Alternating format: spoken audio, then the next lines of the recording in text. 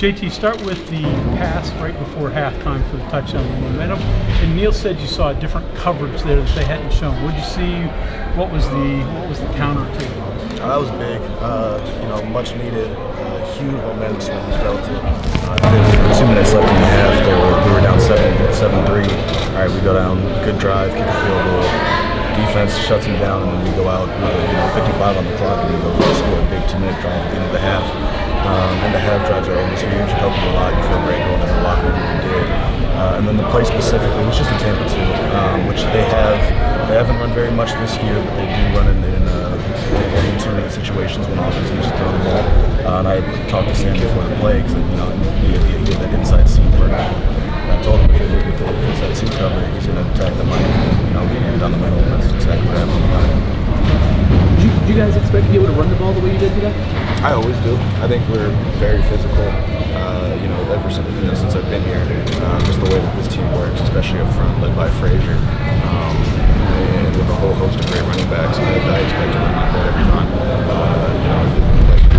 An air raid guy that we're just going to keep drawing back passing. Graham's not like that. He thinks the air raid more as a philosophy. We're going to do what we do over and over again, make you stop it. They weren't stopping the run.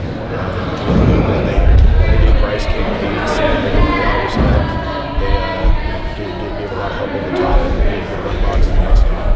As a quarterback, does that change your mindset just as far as managing the game, knowing the defense is playing great, knowing that you're bleeding clock that way? No, you love it when you get to do that. I really don't think about it just because I can't go in. Defense is great. It means I can take this drive off. You can never win a drive like that.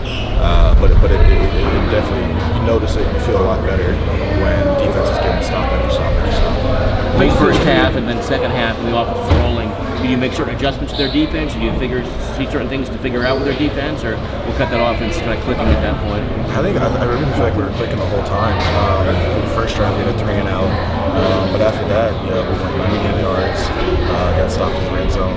We was driving again, we just fumbled, drove again, got a field goal, drove again, got a touchdown. I think in general, the only thing we really needed that we didn't have today was red zone execution. We cleaned it up in the red zone. I think we feel a lot differently offensively for red zone for 4 touchdowns. But in general, I think we just kept doing the same thing over and over again, and we executed. How did you feel the communication was today, especially with the crowd noise and the atmosphere? How was communication for you guys on offense? It was phenomenal. There was it helped having the pit game, that was loud too. Helped having that in there, working out the kinks. Worked out the kinks in the first 2 drives of pit. Crowd noise wasn't an issue after that. Kind of roll off of that was the same way. We do a lot of practice to prepare for it. But in general, you don't really notice it too much. JT, the 4th downward, you made our jumps, you back up. It could have been like a now, one of those moments, right? And a totally different outcome for you guys too. That feel like indicative of the growth you guys are trying to make and the mistakes you're trying to prevent or overcome. Yeah, and that wasn't even on James. That was me, Frazier. That was really all up front. That was one time where being loud does hurt. But it was more miscue on Frazier and I getting under center at the right time. So that's not even on one person. That's just all around up front. Just something we got to clean up and execute. Those are drive killers. They can be. We got lucky there. But in the first game and the second game, you have drive killers and you have a false start on the one, or just small things like that they can change the outcome of the game.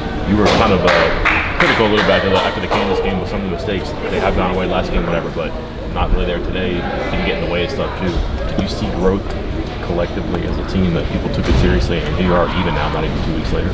Yeah, we consistently have, and as I said, we moved the ball against everybody really, really well. And it's just those small things, and I guess that's an example of some of the dumb shit I talked about after Kansas. But in general, I think over the last 2 weeks we've done a much better job of cleaning it up. Against Townsend, I don't think we had any drive killing penalties or did anything dumb.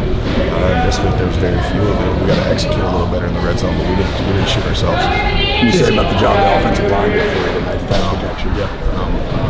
We had, as much time as we needed, as a team, that was to pressure a lot. I think the pressure was considerably less than they were showing on film. Really, they gave Bryce and KP and Sam a lot of respect in the secondary. But, no matter what, 4 and 5 one-on-one blocks that you got to fight as an offensive line, right?